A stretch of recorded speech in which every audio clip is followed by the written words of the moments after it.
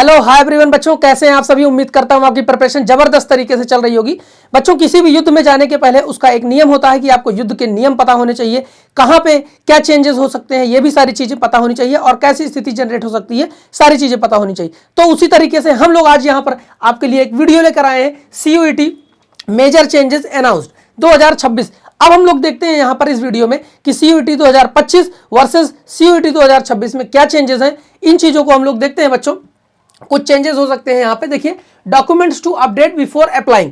सबसे पहले बच्चों हम लोग बात करते हैं आधार कार्ड अपडेट्स की। यहां पर सबसे पहली चीज, आपका नाम एकदम करेक्ट होना चाहिए, ये चीजें तो एकदम क्लियर है। डेट ऑफ बर्थ एज पर क्लास 10 सर्टिफिकेट, 10 सर्टिफिकेट के जो डेट पड़ी है वैसी ही डेट्स आपके आधार कार्ड में भी होनी चाहिए। लेटेस्ट फोटोग्राफ होनी चाहिए, ऐसा नहीं होना चाहिए कि फोटो काफी पुरानी है जो कि मिसमैच होने का डर हो। एड्रेस भी एकदम एग्जैक्ट होना चाहिए। एंड फादर्स नेम, कभी कभी क्या होता है फादर्स नेम में बच्चों, जैसे मान लीजिए किसी के फादर का नाम है कुछ भी XYZ कुछ भी नाम है, लेकिन उसमें कुमार लगा हुआ है बीच में, तो होता यह है कि आपके आधार कार्ड में कुमार लगा हुआ है और पता लगा 10th की मार्कशीट में कुमार नहीं लगा हुआ है, तो ऐसी चीजें नहीं होनी चाहिए। जो आपके फादर का एक्चुअल में नेम है वही आपके आधार कार्ड में और 10th की मार्कशीट में होना चाहिए। तो ये सारी इंफॉर्मेशन काफी अपडेटेड होनी चाहिए बच्चों, ठीक है। आगे देखते हैं। अब UDID card for person with disabilities, मान लीजिए किसी पर्सन को, किसी बच्चे को डिसेबिलिटीज है तो उसका भी प्रॉपर सर्टिफिकेट बना होना चाहिए। UDID card disability certificate must be valid. सबसे पहली चीज तो वो एकदम वैलिड होना चाहिए, अपडेटेड होना चाहिए। And should be updated and renewed as required, और जैसे बोला गया है उन चीजों को वैसे ही अपडेट होना चाहिए और रिक्वायर होना चाहिए।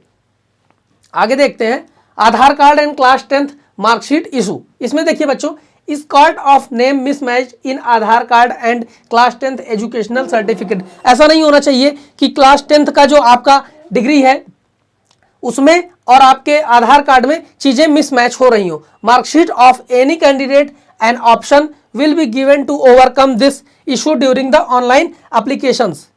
आगे देखते हैं।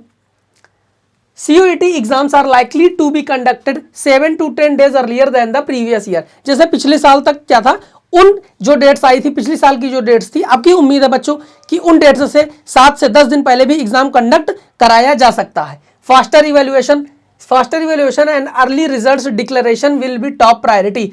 आपकी जो मार्कशीट है उनका इवेल्युएशन भी जल्दी होगा एंड रिजल्ट्स भी जल्दी से जल्दी आने की संभावनाएं हैं। CUET रिजल्ट्स में बी रिलीज्ड बाय अर्ली और मिड जून में या उसके पहले भी आ सकते हैं। यानी कि आपकी सारी चीजों को फास्ट करने का कोशिश पूरी तरीके से किया गया है। अब यहां पर देखते हैं बच्चों, कंडक्टिंग बॉडी पिछली बार की तरह जैसे CUET 2025 में आपकी NTA थी, आपकी भी NTA ही है बच्चों। एग्जाम मोड क्या है, CBT पिछली बार भी था, आपकी भी है, लेकिन कुछ नोटिसेस दिए गए हैं कि इसको ऑफलाइन तरीके से कराया जाए, लेकिन अभी तक कोई भी उसके ऊपर ऑफिशियल इंफॉर्मेशन नहीं है, तो हम लोग CBT मोड मार के ही चलेंगे। यह है कि थोड़ा सा प्रैक्टिस उसके लिए भी करते रहेंगे, ठीक है।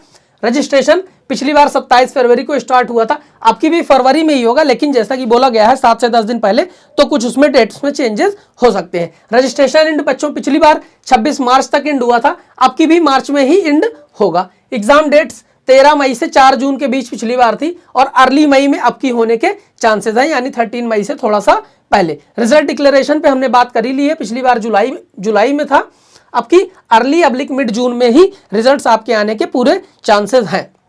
एडमिशन स्टार्ट जुलाई में पिछली बार था, आपकी जून से ही 15 जून के नियरली ही होने के चांसेस हैं। बाकी सारी चीजें ज्यादातर सेम ही है बच्चों।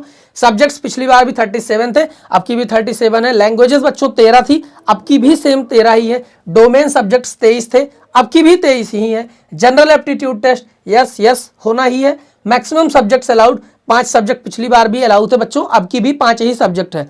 क्वेश्चन टाइप MCQ था, MCQ आपकी भी है। क्वेश्चंस पर सब्जेक्ट 50 पिछली बार भी थे, 50 अभी भी है। तो बच्चों ये थे कुछ मेजर चेंजेस जो हो सकते हैं CUET एग्जाम में। इनको ध्यान में रखते हुए हमें ऐसे ही तैयारी करनी है और तैयारी को अपने जबरदस्त तरीके से करते रहना है, किसी प्रकार की कमी नहीं छोड़नी है, और अच्छे से अच्छे कॉलेजेस में एडमिशन लेना है। तो बच्चों फ्यूचर के लिए आपको वेरी बेस्ट विशेष मेरी तरफ से। तैयारी जबरदस्त तरीके से करते रहिए, बाकी सब कुछ बढ़िया होगा। थैंक यू बच्चों।